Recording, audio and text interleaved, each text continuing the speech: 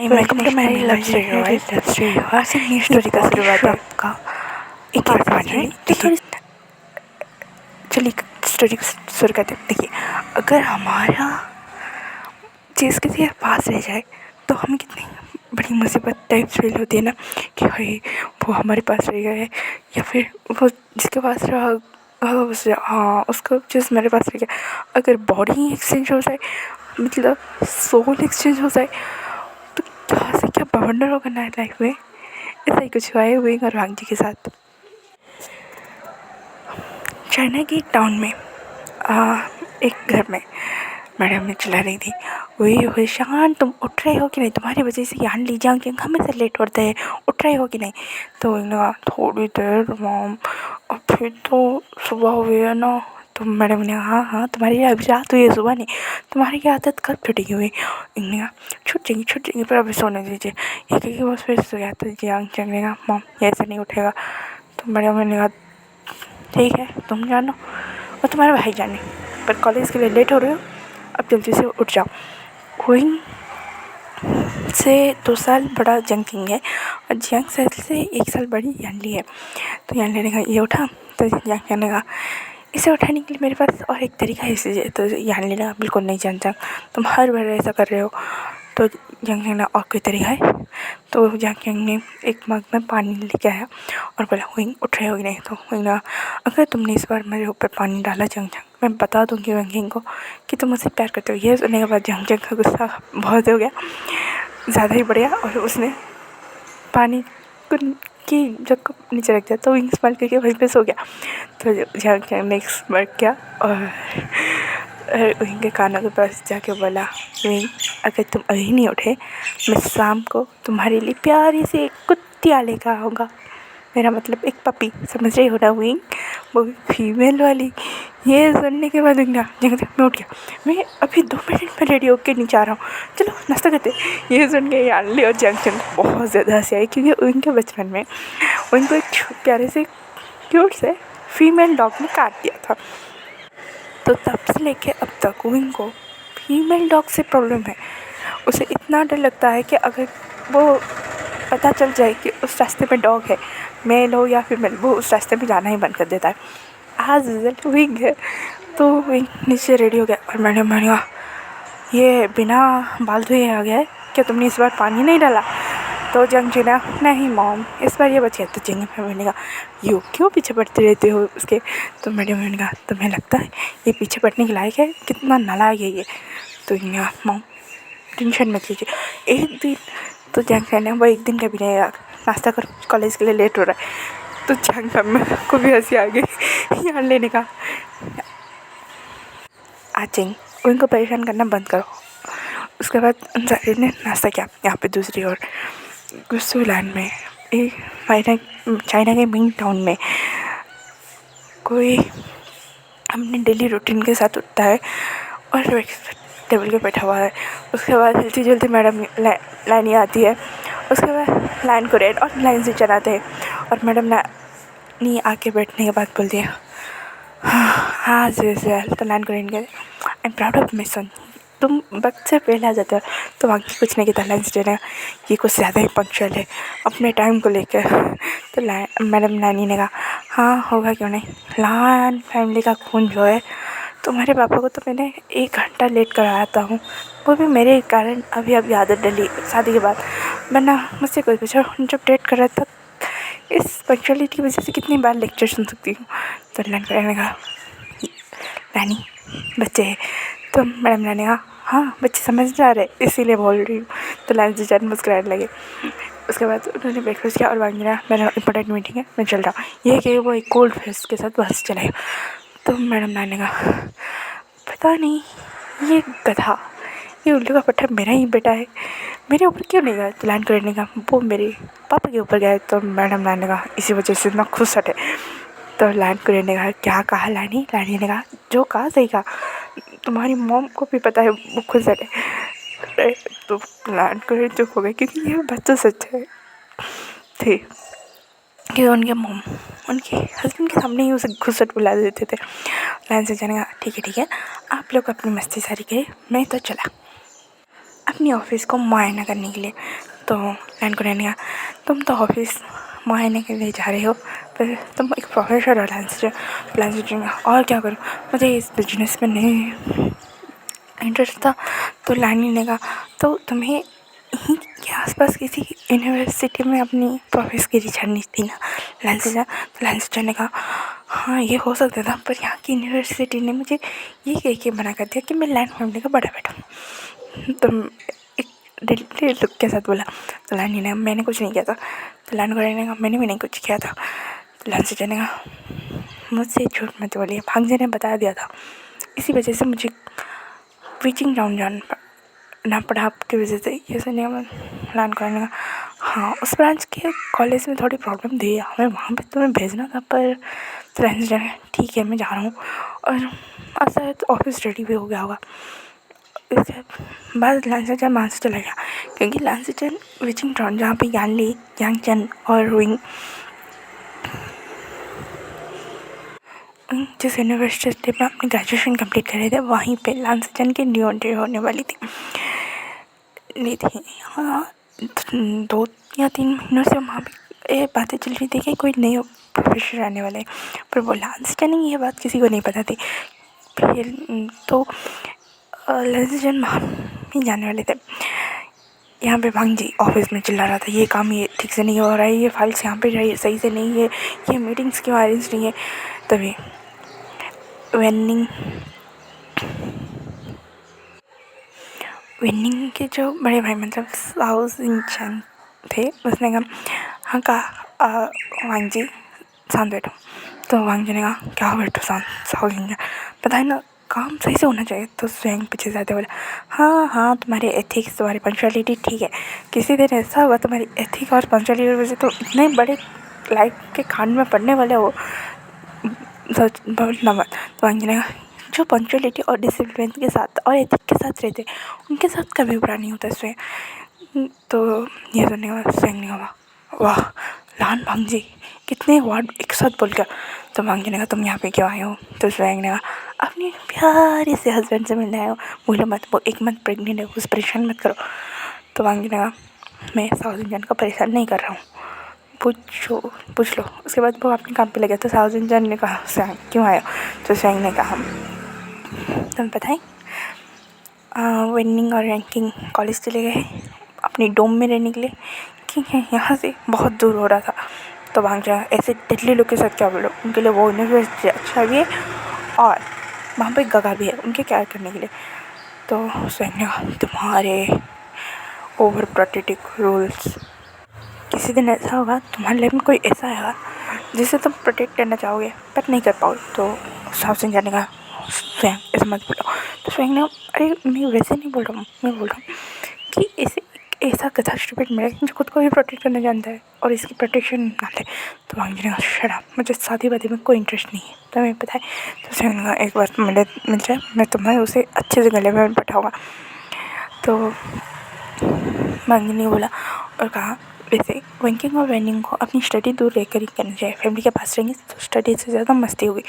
तो स्वयं ने देखा, मैंने बोला था ना, ये कभी बंदा किसी के बारे में इतना ओवर प्रोटेक्टिंग बिना रीज़न के नहीं होगा। तो स्वयं ने जब ये बोला तो समझा, स्वयं तुम मुझसे मिलने आए थे, मैं ठीक हूँ, अब तुम अपनी न्यू हुसैन के ऑफिस में जाओ।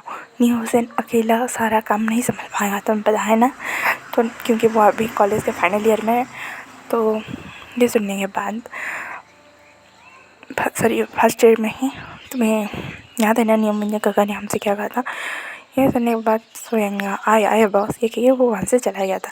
एक्चुअल में न्यूटन के बड़े भाई थे, उनकी डेथ हो गई थी, इसी वजह से न्यूटन ने अपनी जो सबसे फेथफुल मैन को मतलब स्वयं को अपनी जिम्मेदारी दी थी कि वो न्यूटन का ख्याल रखे। यहाँ तक कि उन्होंने अपनी आधी प्रॉपर्टी सोया और न्यूटन में इक्वलिटी डिवाइड कर दिया था, क्योंकि न्यूटन और स्वयं जो थे बचपन के दोस्त तो नहीं बोल सकते, ऐसे कुछ ऐसी सिचुएशन में मिले थे कि हाँ कि न्यूटन को लगा कि ये उन्हीं का एक छोटा भाई है, इसी वजह से। और जिस वजह से अभी न्यूटन विंग के साथ फर्स्ट ईयर में है तो वो तो ऑफिस नहीं संभालेगा। तो फियांग को ही ऑफिस की सारी रिस्पॉन्सिबिलिटी थी। और वो एक जन्म हैकर भी था, इसलिए मस्ती मजाक तो सब करते हैं ना। तो फियांग वहाँ से चला गया था। वांग जी थोड़ी टांग खिंचाई के बाद तो वांग जी ने सासू जी ने अपना ख्याल रखना, तो सासू जी ने कहा यस बॉस। उसके बाद वो भी वहाँ से चला गया था। वांग जी किन नंबरों के चक्कर में फंस गया। तो ऊपर से भगवान एक एंजल ने बोला सॉरी वांग जी, मेरी एक गलती की वजह से तुम्हें और एक नमूने के चक्कर में पड़ना पड़ा। वो तो नमूनों का महागुरु है, ऑल द बेस्ट। ये सुनने के बाद उसके साइड में जो एंजल थी उसने बोला मतलब, तो उस एंजल ने बोला गलती से ना मैं बचपन में छोटे से प्यारे से बच्चे को काट लिया था, क्योंकि उस बच्चे ने मुझे इतना इरिटेट कर दिया था, मेरा जान जी चाहता था मैं उसे मार डालूं, पर अपनी एंजल रूल की वजह से मैं ऐसा नहीं कर पाई, इसलिए मुझे काट दिया था। तो उस एंजल ने बोला इसी वजह से तो मैं उसकी लव एंजल बनना पड़ा। तो उस एंजल ने अपना सर हाँ मिला। तो उस साइड वाले एंजल ने बोला तुम्हें पता है ना ये दोनों ऑपोजिट्स है, और इनकी फैमिली क्या, इनकी कोई भी पुश्ते एक दूसरे को नहीं जानती, वो बेचिंग में ये गुस्से में कैसे होगा।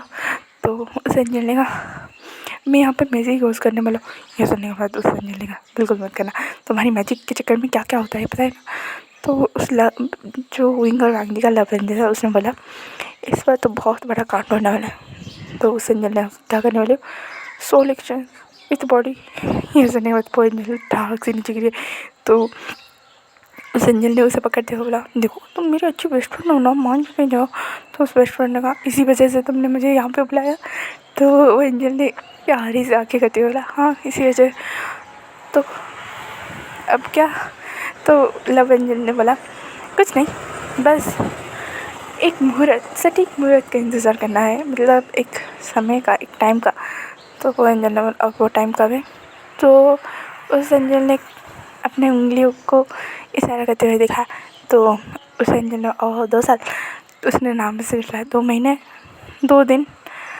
ये सुनने के बाद उस एंजल ने कहा हाँ 2 दिन के बाद, और वो भी रात के बजे। ये सुनने के बाद उस एंजल ने कहा तुम्हें पता है रात के बजे 2 दिन के बाद मेरी शक्तियाँ कम हो जाती है, उसमें कितनी बड़ी गड़बड़ी हो सकती है तुम्हें पता है। तो उस एंजल ने कहा मुझे पता है, प्लीज़ कर दो ना। उसके बाद पूरे 20 साल का टाइम है, अगर मैं क्या इस धरती में और 20 साल रहूँ। तो ये सुनने के बाद उस एंजल ने कहा ठीक है, तुम्हारी इसी हरकत की वजह से तुम 15 साल बाहर रही हो अपनी एंजल लोग से, इस पर ऐसा नहीं करते हैं, मैं तुम्हारी मदद करती हूँ ठीक है। तो उस लवेंडर का थैंक यू बेस्टी। ये लोग अपने काम करने में लग गए थे। यहाँ पे दूसरी ओर लान सेजन जब एंट्री किए तो स्कूल के जो गैंग थे, मतलब यानली के क्लास के जो बुली थे, उन्होंने यानली को डेट दिया था कि वो जो भी पहला पर्सन गेट के बाहर मिलेगा तुम्हें उसे जाके किस करना है। यह सुनिए भाई यानली ने मना करने की कोशिश की थी। तो बोली उसने कहा कि सोच लो इससे भी हार्ड पनिशमेंट हो सकते हैं। यह सुनने के बाद यानली ने कहा हे भगवान कहाँ फंसा दिया आपने, क्योंकि यानली अपनी ये बुली नहीं था, वो एक टाइप का डेयर था, वो नॉर्मल लिमिट्स क्रॉस नहीं करते थे। हाँ पर पनिशमेंट के थ्रू पर किसी को पार्टी देना पड़ता था का, या फिर 1 हफ्ते तक असाइनमेंट कंप्लीट करनी थी, इसीलिए वजह से सारे बुलीज की बात मान लिया जाता था। तो ये बात विंग और यांगयांग को कोई पता थी कि वो यानली के साथ ही थे।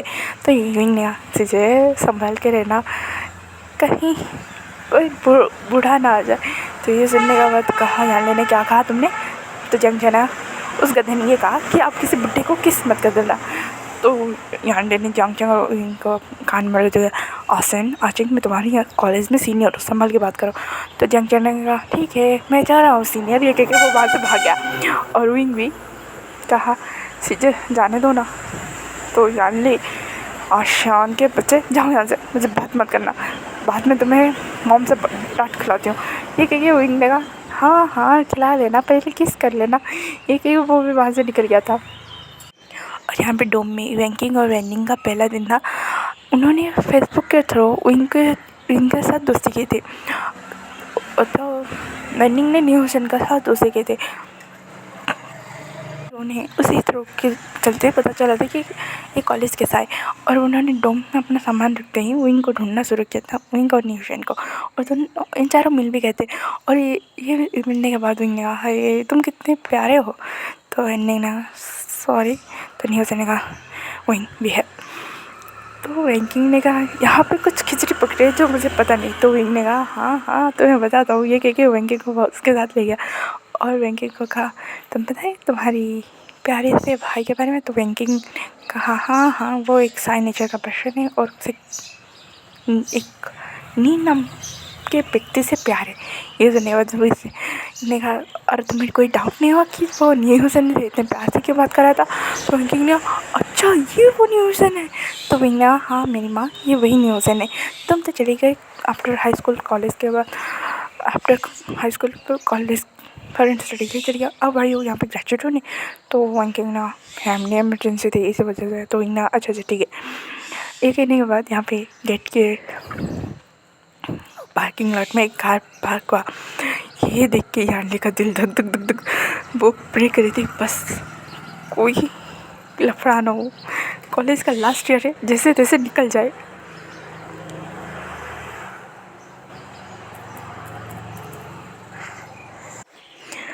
यहाँ पे लांसी चंद अपनी कार को पार्क किया और कार से उतरे। यही देखने के बाद सारे पुलिस मतलब जो यार्ली के दोस्त थे पुलिस थे उन्होंने कहा क्या न्यू एडमिशन है, पर लगता तो नहीं है, हमारे एज का लगता है या थोड़ा ज़्यादा, क्या हमारी लास्ट ईयर का स्टूडेंट होगा। ये सुन ध्यान बस स्टूडेंट हो। उसके बाद लांसी चंद के पहले गेट के पहले एक फर्स्ट ईयर का स्टूडेंट एंटर करने वाला था, पर यार ने कहा नहीं नहीं नहीं फर्स्ट ईयर स्टूडेंट को बिल्कुल नहीं नहीं। उसके बाद जैसे ही गार्ड ने कहा तुम्हारा कुछ गिर गया, तो वो स्टूडेंट बैकआउट करके उसके आईडी को लेके निकलने वाला था, तभी लांसी चंद ने एंटर किया। तो सबने कहा यानी को। उसके बाद ध्यान लेगा बचा लेना भगवान ये क्या हो रहा है। उसके बाद ध्यान नहीं गई, लांसी चंद के सामने खड़ी हुई। तो लांसी चंद ने बोला तुम्हें कुछ चाहिए या तुम मेरा रास्ता छोड़ोगी, यहाँ पर कोई काम है। तो यार ने कहा कितना बोलते हो। तो उस लांसी चंद ने एक मुस्कुरा देखा ठीक है अब पता तुम सामने क्यों खड़ी हो। तो यार ने कहा आई एम सॉरी। ये कह के यार ने उन्हें पिक ये लांसी चंद को पिक कर लिया और कहा ये डेट था आई एम सॉरी। उसके बाद यानी वहाँ से भाग गए। प्रिंसिपल आए और कहा गुड मॉर्निंग सर। ये सुनने के बाद सारे बच्चे लाए उसने प्रोफेसर को किस कर लिया। यानी तू तो गई। और प्रिंसिपल यानी के जो पक्का दोस्त थे उन्होंने प्रोफेसर मतलब लांसी चंद का पीछा किया। तो प्रिंसिपल बोल रहे थे आपको फाइनल ईयर के मैथ की क्लास मिलेगी और आपका कैबिन रेडी है। तो लांसी चंद अच्छा ठीक है। वो यानी के बिहेवियर से शौक थे। उसके बाद उसकी लैंग्वेज उसकी क्यूट एक्टिविटी से अट्रैक्टिव हुए। अब आगे क्या कि लांसी चंद और यानी के बीच क्या होगा ये तो जानेंगे। पर इनके बात सुन के ये दोनों सीधा यानी के पास भागे। मतलब कहते हैं बेस्ट फ्रेंड होते किसके लिए। भागने बाद यानी लगा तुम लोग इतने हैरान क्यों हो, इतने शौक क्यों हो, क्या हुआ है। तो वो तो नन वाला तुम बताए तुमने किसे किस किया। तो यानी ने कहा शायद किसी न्यू एडमिशन को किस के लिया। तो एक ने बोला हाँ तुमने न्यू एडमिशन को किस किया है। तो यानी ने कहा हाय बच के। तो जिसने बोला था उसने ही बोला फिर से। तो बताइए वो न्यू एडमिशन एक प्रोफेसर है। ये सुने बात यानी अच्छा अच्छा। दूसरे बात यानी ने कहा क्या। तो दूसरे वाले और पता है वो हमारे मैथ्स प्रोफेसर है। ये कहने के बाद यानी ने कहा मेरा घर को मेरा सत्यानाश हो। उन पुलिस को मैं उनके असाइनमेंट लिख देती तब ज़्यादा प्रॉब्लम नहीं होता जो अब इतना होगा। ये कहने के बाद यान ने गहरी सांस ली और बोली अब जो होगा देखा जाएगा। ये कहने के बाद उन्होंने वो दिन के क्लास के लिए वेट करने लगी। और दूसरी ओर वैंकिंग और विंग और रनिंग और न्यूज़न अपनी क्लास की ओर चले गए और वांगजे आज इसलिए अपनी मीटिंग की ओर ध्यान देने लगा। तो आज का पार्ट यहीं पे ख़त्म होता है, फिर मिलेंगे नेक्स्ट पार्ट में। Thank you for watching and please ignore the background noise please please please. I tried my best कि ये बैकग्राउंड नॉइज़ थोड़ी सी कम हो जाए। Okay thank you for watching and stay tune with me for next part.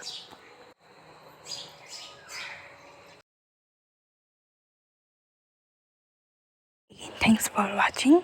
Bye bye, cuties and sweeties.